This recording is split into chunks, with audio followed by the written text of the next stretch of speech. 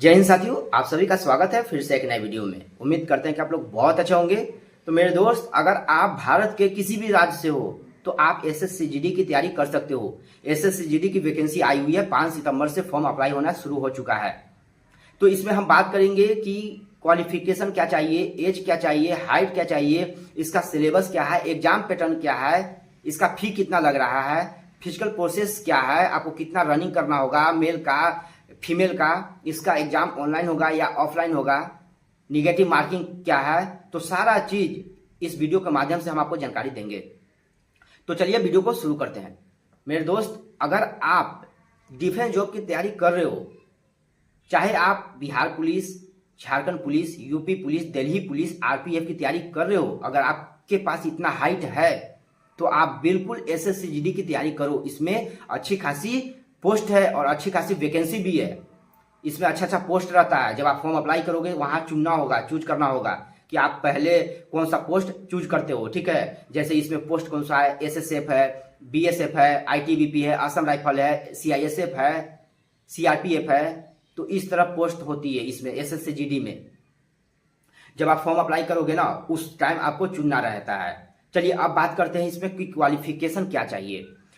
अगर आप 10th पास हो किसी भी बोर्ड से तो आप एलिजिबल हो एसएससी जीडी के लिए। चलिए अब बात करते हैं एज के लिए कि आपका एज कितना रहना चाहिए। अगर आप जनरल ईडब्ल्यूएस हो तो आपका 18 वर्ष से लेकर 23 वर्ष तक आपका एज होना चाहिए। अगर आप ओबीसी हो तो आपका एज 18 वर्ष से लेकर 26 वर्ष तक होनी चाहिए। अगर आप एससी एसटी हो तो आपका एज 18 वर्ष से लेकर 28 वर्ष तक आपकी एज होनी चाहिए। अब यहाँ ये सवाल होता है कि आखिर एज जो है कब से काउंट किया जाएगा। तो ध्यान से सुनो, इसमें एज जो है 1 अगस्त 2024 से काउंट किया जाएगा। चलिए अब बात करते हैं इसमें कि हाइट क्या रहेगा। तो ध्यान से समझना, अगर आप मेल हो, लड़का हो, आपका हाइट, अगर आप जनरल हो, ईडब्ल्यूएस हो, ओबीसी हो, एससी हो तो आपका हाइट 170 सेंटीमीटर आपका हाइट होना चाहिए। अगर यही आप एसटी कैटेगरी से हो, लड़का हो, तो आपका हाइट 162.5 सेंटीमीटर होना चाहिए। अब बात करते हैं लड़की लोग के लिए, फीमेल के लिए। अगर आप general, OBC, EWS, SC category अगर आपका है तो आपका हाइट 157 सेंटीमीटर होना चाहिए। अगर आप एसटी कैटेगरी से हो तो आपका हाइट 150 सेंटीमीटर होना चाहिए। ये रहा क्वालिफिकेशन, एज और हाइट। ये चीज अगर आप में है तो आप एलिजिबल हो एसएससी जीडी की तैयारी करने के लिए। ठीक है, चलिए अब बात करते हैं हम कि इसका सिलेबस क्या है। इसका सिलेबस में मैथ, रीजनिंग, जीके जीएस और हिंदी और इंग्लिश, ये दोनों में से आपको चूज करना रहता है कि आप हिंदी चूज करते हो या फिर इंग्लिश चूज करते हो। तो अब बात करते हैं कि इसमें मैथ का कितना प्रश्न पूछा जाएगा, रीजनिंग, हिंदी, इंग्लिश और जीके जीएस से कितना प्रश्न पूछा जाएगा। सबसे पहले मैथ से इसमें 20 प्रश्न पूछा जाएगा। ध्यान दीजिएगा सिलेबस के बारे में।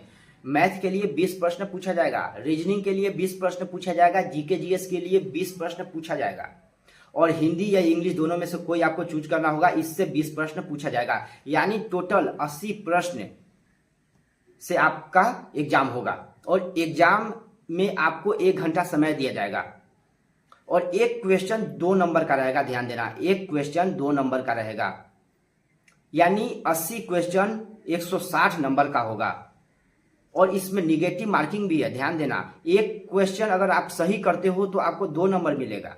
अगर आप एक क्वेश्चन गलत करते हो तो 0.25 नंबर आपका कट जाएगा। ये रहा निगेटिव मार्किंग।